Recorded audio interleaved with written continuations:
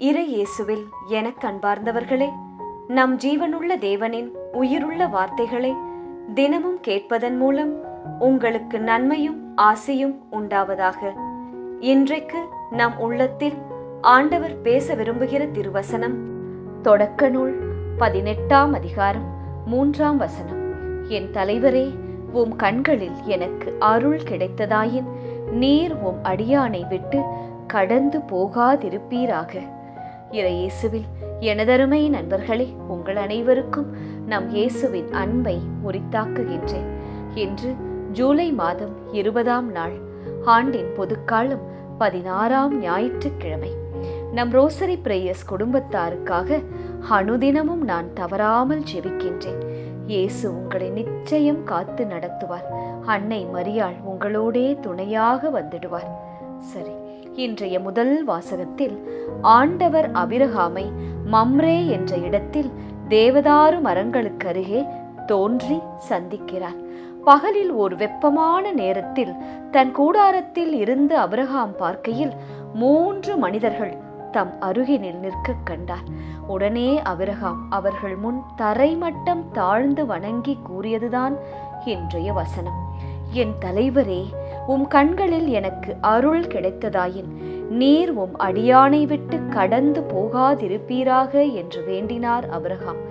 உடனே அவர்கள் கூறினார்கள், மீண்டும் இளவேனிற் காலத்தில் உறுதியாக உன்னிடம் வருவேன். அப்போது உன் மனைவி சாராளுக்கு ஒரு மகன் பிறந்திருப்பான் என்று ஆசிர்வதிக்கின்றனர். ஆம், என்னை விட்டு போகாதீர் என்று முழுமனதோடு ஜெபித்த போது அபிரகாமுக்கு கிடைத்த ஆசி அது பெரியது. இந்நாள் வரை மக்களினங்கள் அனைவரின் தந்தை என அழைக்கப்படுகிறார் அபிரகாம். அவர் மாசற்றவராய் வாழ்ந்தார், நேரியவற்றை செய்தார், உண்மை மட்டுமே பேசுவார், புறங்கூற மாட்டார், தம் தோழருக்கு தீங்கிழையார், அடுத்தவரை பழித்துரையார், ஆண்டவருக்கு அஞ்சுவோரை உயர்வாக மதிப்பார், கொடுத்த வாக்குறுதியை என்றுமே மீறமாட்டார் அபிரகாம். வட்டிக்கு பணத்தை கொடுக்க மாட்டார், கையூட்டும் பெறமாட்டார். ஆக இந்த 10 குணங்களும் அபிரகாமிடம் அன்று இருந்தது. அதனால்தான் அவரின் பெயர் இன்று வரை நிலைத்திருக்கின்றது. நண்பர்களே, அந்த 10 குணங்களில் ஒரு பாதியாவது நம்மிடம் இருப்பின் நாமும் அதே பலன்களை, அபிரகாமின் 7 ஆசீர்வாதங்களை நம் வாழ்க்கையிலும் காண்போம். நம் வாழ்வின் ஒவ்வொரு நிலையிலும், குழந்தை பருவம், வாலிப பருவம், நடுத்தர வயது, முதிர் வயது, எதுவாக இருந்தாலும் கிறிஸ்துவோடு இணைந்து நாம் இருக்க வேண்டும். இதை நாம் என்றுமே மறக்க கூடாது. அப்படித்தான் அபிரகாம் வாழ்ந்தார், இறை ஆசீரை பெற்றார். இன்று வரை குலங்களுக்கெல்லாம் தலைவராக விளங்குகிறார், தந்தையாக ஜொலிக்கிறார். இன்றைய நற்செய்தி வாசகம் என்ன கூறுகிறது தெரியுமா? யாரை பற்றி பேசுகின்றது தெரியுமா? மார்த்தா மரியாவை பற்றி நமக்கு நினைவூட்டுகிறது. மார்த்தா இயேசுவை தன் வீட்டில் வரவேற்றாள். ஆனால் மரியாவோ நல்ல பங்கை தேர்ந்தெடுத்து கொண்டாள். மார்த்தா பற்பல பணிகள் இயேசுவுக்கு புரிவதில் மட்டுமே பரபரப்பாக இருந்தாள்.